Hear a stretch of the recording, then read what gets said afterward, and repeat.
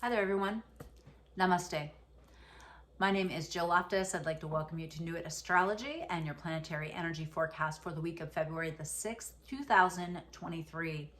Now, as we begin the week, we're just coming off. We just had a powerful full moon, right?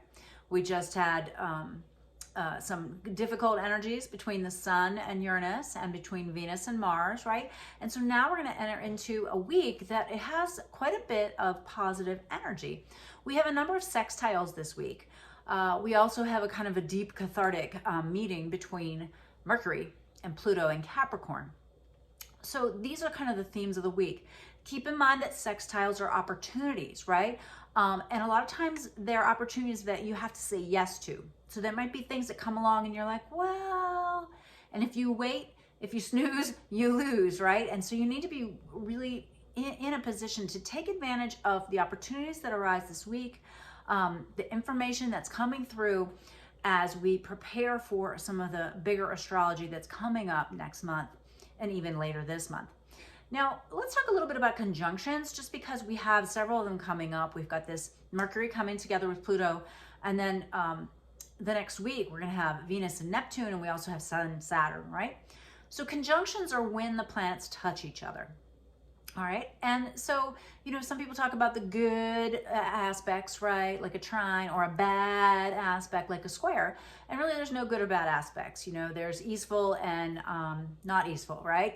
There's harmonious and inharmonious, but it doesn't necessarily make them bad. The thing with the conjunction is it can be either harmonious or inharmonious, depending on how you handle the energy, because it's a lot of energy, right?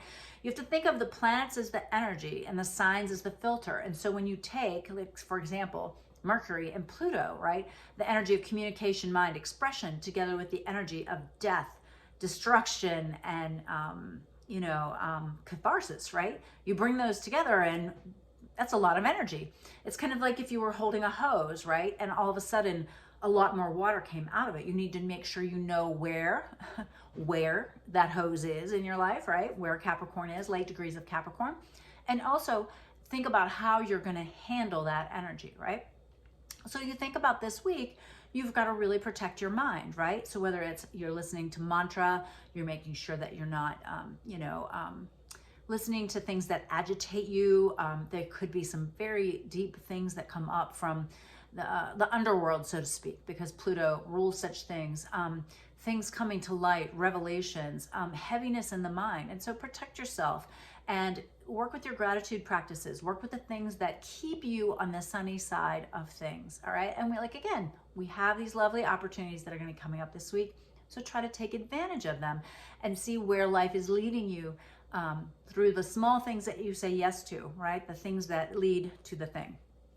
So we start off the week. Let me pull up my outline here. We've got this lovely energy from the Capricorn Mercury over to Neptune and Pisces. So that Monday, there's like a hit of inspiration, right? Or an idea. Now remember, Mercury was retrograde through Capricorn, and so it hit this beautiful blessing 3 times, right? And it might be the universe is like, hey, all right? This time you need to listen. You need to take action and take advantage of that beautiful energy. On the 7th, the Virgo moon is going to square Mars, all right? So a little bit less of a harmonious mental energy there, because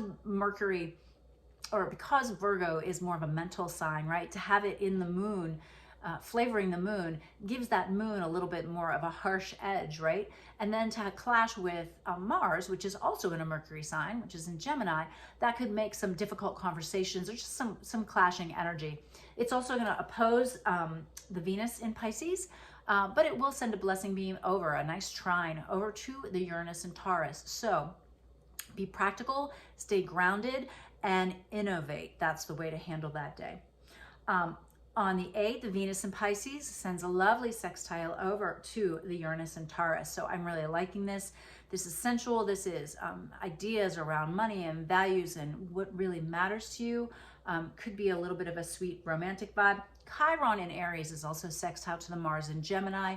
So excellent for talking through the things that have hurt, exploring verbally or through writing or journaling about healing and how how you can help others through the places where you are healed, right? So a really good day for that type of work. On the 10th, Mercury is going to come into that exact conjunction with Pluto, right? So really guard the mind, be very practical, right? Apply the Capricornian, kind of energy, that Saturnian type of energy, but don't get too lost in it. Don't get too caught up in it, right? It can be really difficult. It can even be almost mental violence, right? Because Pluto can be such a harsh energy, right? So just take care of your mind, right? You may something may be revealed that is that could be upsetting, right? But see it for what it is. All right. Then on the 11th, we've got the Mercury moving into Aquarius. Woo, totally different vibe, right? Mercury in Aquarius is very scientific.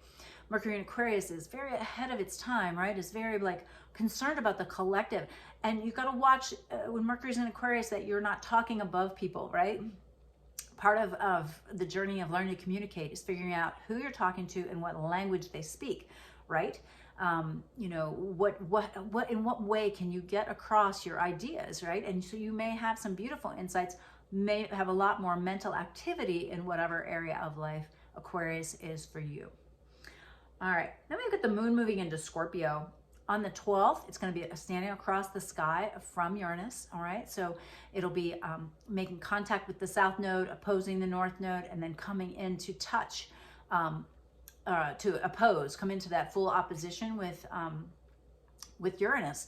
And so there could be this like really deep feelings that come up and just an emotional depth of things, right? So just moderate your emotions. Again, stay very grounded. It's also on the next day, the 13th, going to square over to the Sun and Saturn, which are both in Aquarius.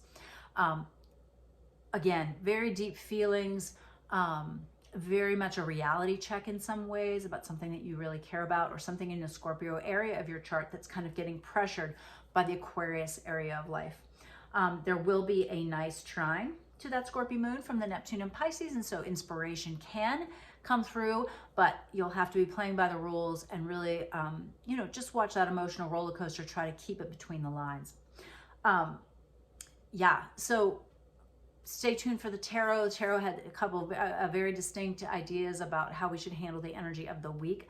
I hope you found this useful and helpful. Please comment below. Please share it with a friend.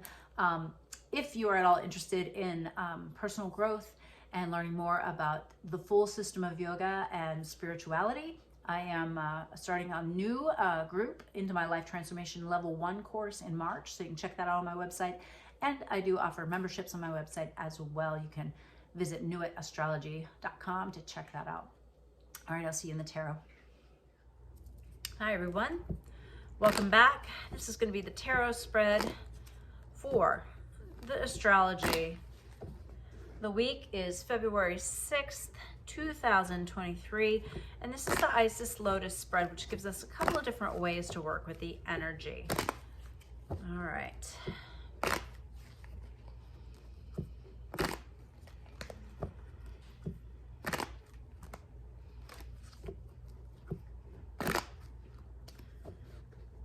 Just trying to tune in here. All right, cards are ready. And that first card is where we begin, right?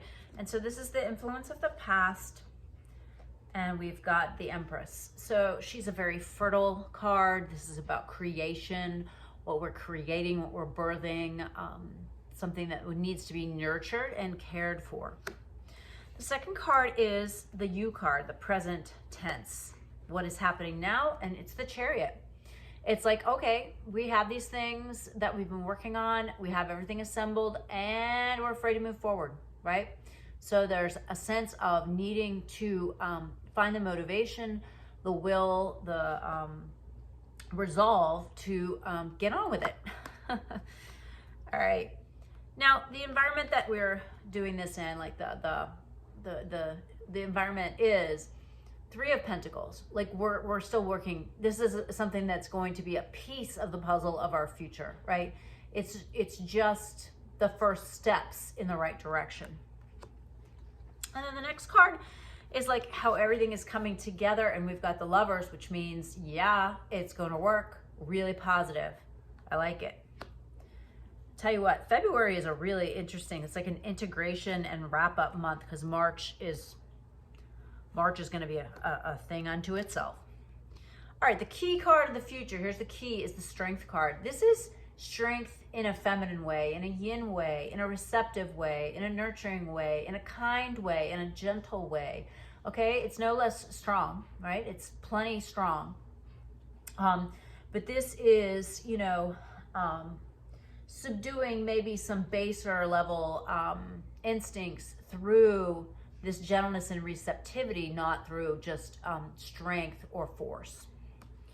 All right, and then the modifications for this, the opposing energies in play. We've got the 10 of Cups, which is feeling like this responsibility for family matters and wanting to take care of home and really feeling that emotional abundance.